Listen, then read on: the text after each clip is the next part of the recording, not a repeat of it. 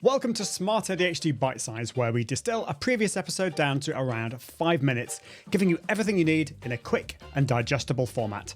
Today's Bitesize is from episode 27, the Smart ADHD Guide to Executive Function, featuring my guest, Dr. Ari Tuckman, a psychologist, international speaker, and renowned ADHD expert. Number 1.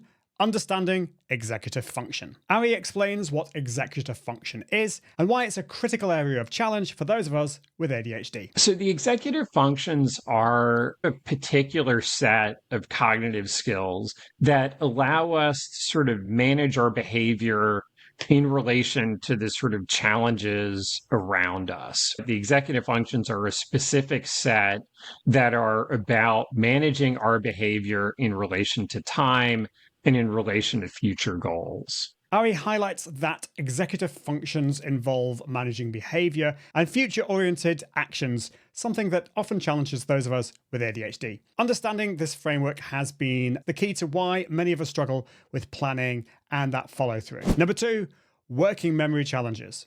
Ari illustrated how working memory glitches can create everyday frustrations. He gave an example about someone who put their dog, who's called Molly by the way, in their backyard, and then went on to sort out the compost, walking to the mailbox, and then started to sort through her mail. She had totally forgotten about the dog that she'd left in the yard. Ideally, her working memory in that moment would be holding in the back of her mind, remember the dog, but it got bam, knocked out. And again, like we all have these moments. When you lock your keys inside, it's because you forgot they were inside and not outside. ADHD can cause us to lose track of priorities, even for short periods. Like we all have those moments, but that distractibility of ADHD is basically that. It's those like working memory glitches that happen. Now, we all get distracted, and this kind of thing can happen to most people, but these memory glitches happen all the time for those of us with ADHD.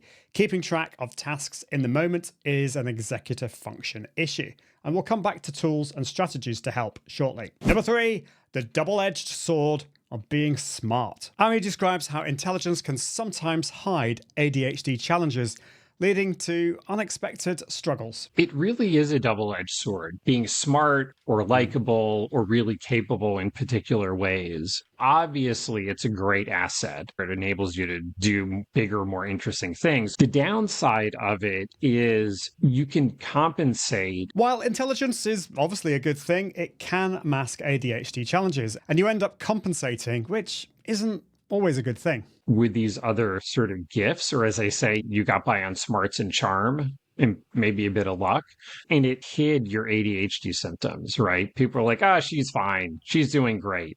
Yeah, sort of, but she's killing herself extra hours every night. It can lead to more struggle and suffering. I think it can also lead to stubbornly muscling through, right? Using your gifts to plow ahead rather than trying to find a better way. Or even being down on yourself about, I'm so smart, but I'm so stupid. So there's a lot of sort of self-esteem hits associated with that as well. Even though I knew I was smart and good at some things, I often questioned my own intelligence. I compared myself to others, and I really struggled with a lot of low self-esteem. But the realization that I have ADHD gave me so much more understanding and hope. Once you start to understand your ADHD and just understand yourself in general, and see some of this stuff through a different lens, have better ways of managing it, feel more effective, right? Then all those smarts and other good qualities can be mostly a strength and not so much that other side of the coin. And that's really what this podcast is all about, giving strategies and understanding for smart ADHDers like you and like me. Number 4, strategies for managing executive function. Ari shared practical approaches to managing ADHD and executive function. Being honest about it. And then a lot of it is externalizing, meaning don't keep it inside your head, but make it external out in the world, meaning writing it down, setting reminders, doing other things to offload some of those internal abilities. I don't care if your schedule is written on your hand and it works well, I'd say keep doing it.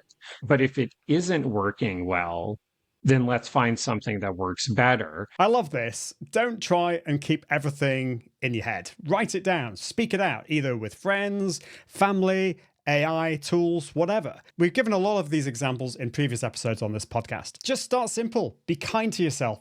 Progress is better than perfection. And I should know, I'm a recovering perfectionist. That's the end of this bite-sized episode. We'll see you in the next one.